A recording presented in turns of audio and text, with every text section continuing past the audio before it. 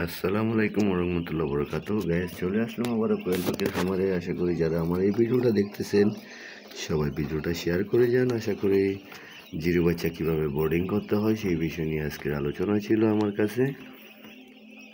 যারা এখন আমাদের ইউটিউব চ্যানেলের নতুন দর্শক, অবশ্যই চ্যানেলটাকে সাবস্ক্রাইব করে কাছে থাকেন সবসময় নিত্য নতুন ভিডিও আপডেট পাওয়ার জন্য। তো জিরো বাচ্চা কীভাবে লালন পালন করে আমি এই ভিডিওতে আপনাদেরকে দেখাচ্ছি।